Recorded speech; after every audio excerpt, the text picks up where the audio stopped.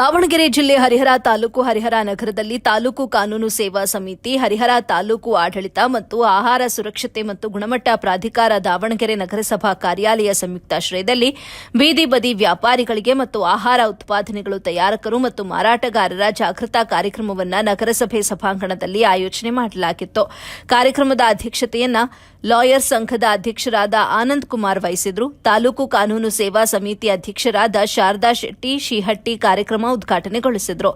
ನಂತರ ಸಭೆಯನ್ನು ಉದ್ದೇಶಿಸಿ ಮಾತನಾಡಿದ ಅವರು, ಆಹಾರ ಪದಾರ್ಥದ ಗುಣಮಟ್ಟವನ್ನ ನೀಡತಕ್ಕದ್ದು ಗ್ರಾಹಕರಿಗೆ ಸ್ವಚ್ಛತೆಯನ್ನ ಸೇವನ್ನ ಒದಗಿಸಬೇಕು. ನಂತರ ಸಭೆಯನ್ನು ಉದ್ದೇಶಿಸಿ ಮಾತನಾಡಿದ ಅವರು, ಆಹಾರ ಪದಾರ್ಥದ ಗುಣಮಟ್ಟವನ್ನ ನೀಡತಕ್ಕದ್ದು ಗ್ರಾಹಕರಿಗೆ ಸ್ವಚ್ಛತೆಯ ಸೇವೆಯನ್ನ ಒದಗಿಸಬೇಕು. ಇಲ್ಲದಿದ್ದಲ್ಲಿ ಬೀದಿ ಬದಿ ವ್ಯಾಪಾರಿ, ಬೇಕರಿ ಮಾಲೀಕರು ಹಾಗೂ ಹೋಟೆಲ್ ಮಾಲೀಕರ ಮೇಲೆ ಕಾನೂನು ಕ್ರಮ ತೆಗೆದುಕೊಳ್ಳಲಾಗುವುದು ಅಂತ ಎಚ್ಚರಿಕೆ ನೀಡಿದರು. ಕಾರ್ಯಕ್ರಮದಲ್ಲಿ ಹರಿಹರ ತಾಲೂಕಿನ ತಹಶೀಲ್ದಾರ್ ಕೆಎಂ ಗುರುಬಸವರಾಜ್, ನಗರಸಭಾ ಆಯುಕ್ತರಾದಂತಹ ಬಸವರಾಜ್ ಐಗೋರು, ಆಹಾರ ಅಧಿಕಾರಿಗಳು, ಹರಿಹರ ನಗರದ ಹೆಲ್ತ್ ಇನ್ಸ್ಪೆಕ್ಟರ್ಗಳು, ಬೀದಿ ಬದಿ ವ್ಯಾಪಾರಿಗಳು, ಹೋಟೆಲ್ ಮತ್ತು ಬೇಕರಿ ಮಾಲೀಕರು, ಪತ್ರಕರ್ತರು, ಸಾರ್ವಜನಿಕರು ಉಪಸ್ಥಿತರಿದ್ದರು.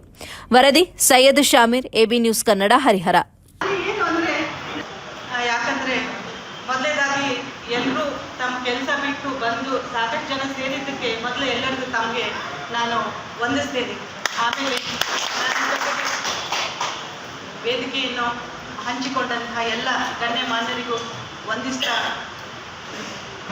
ಇತ್ತೀಚಿನ ದಿನಗಳಲ್ಲಿ ನಮಗೆಲ್ಲ ಅನಿಸಿದೆ, ಈ ಮನುಷ್ಯ ಮತ್ತು ಪ್ರಕೃತಿ ಎರಡನ್ನೂ ಕಂಪೇರ್ ಮಾಡಿದಾಗ ಗೊತ್ತಾಗುತ್ತೆ.